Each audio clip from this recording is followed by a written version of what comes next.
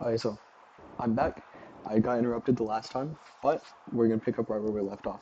So we have our graph, and we're moving along. And I was talking about what if we tried to do the change in x or change in y over change in x equation, but with increasingly smaller, you could say, intervals. So what if my change in y was really, really small, and my change in x was also really, really small?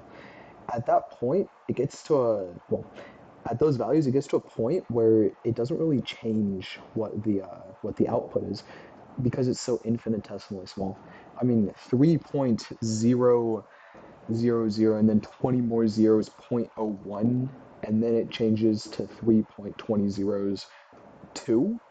That's such a small change that it doesn't really matter. And that's how we know we have our derivative on the graph.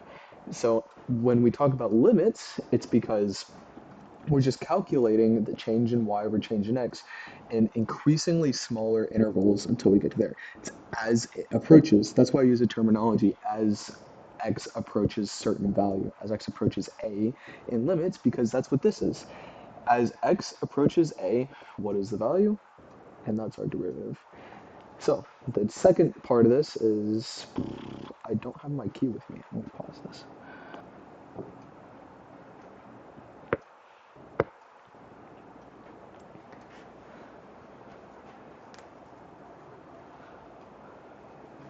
Okay, so here's our next example. I'm going to erase all this, and we're going to do a new graph with one more example, just so you can visualize it again, and then we'll be done. So, let's say I have this. Let's say my function looks like this. It's just essentially a circle or a curve. Now, let's think about our derivatives. Think about the steepness of our tangent line.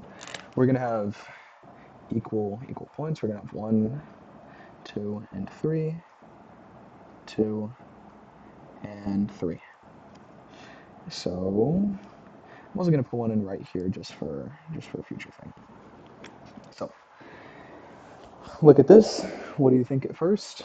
Well, let's look at the slope. It looks like the rate of change here is very steep. Like the distance we cover from here to here is way bigger the distance that we cover in from here to here.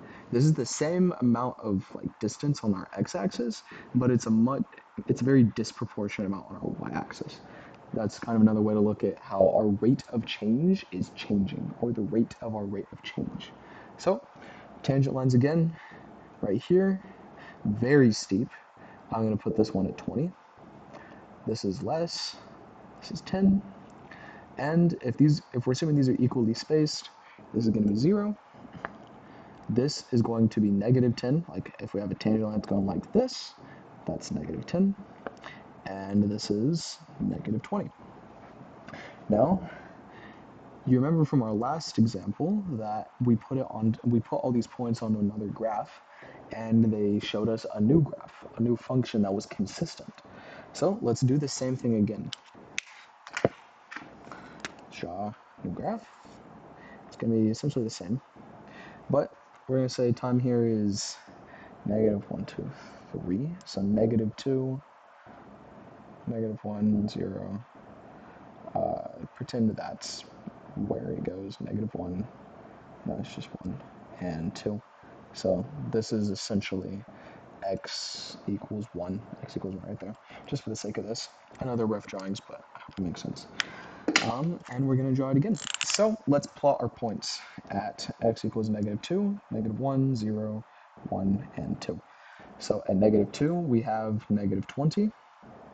So that is going to be x value negative 2, comma, negative 20. We're going to do it again.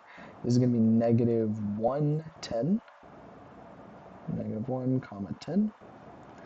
And then at 0, we're going to get 0. And then at 1, we're going to get 10. And then at 2, we're going to get 20. Actually, hold on, I did this wrong. It should be flipped. That's my bad. At negative 2, it's going to be 20. At negative 1, it's going to be 10. At 0, it's still 0. At 1, it's negative 10. And 2, it's negative 20. So what does this look like on the graph? It is a straight line. Interesting, right? So I hope that makes sense. You can do this with virtually any graph. You can look at it and you can put or impose a tangent line on top of it, and boom, you're going to have your derivative at that certain point. And then if you plot the derivatives of different points, you'll have a graph that is essentially what you can use to find your derivative. Like I now have this function, which is essentially y equals negative 20x, and I can use this to find the derivative of any point on this. Like if I want to do negative 0.5, I can plug in negative 0.5 is x here, negative 20 times 0.5, and my result will be the derivative at this point, at negative 0.5. Simple as that. Anyways, that's the end of this little tutorial, the introduction to derivatives, and we'll be moving on in the next video to a definition of a derivative.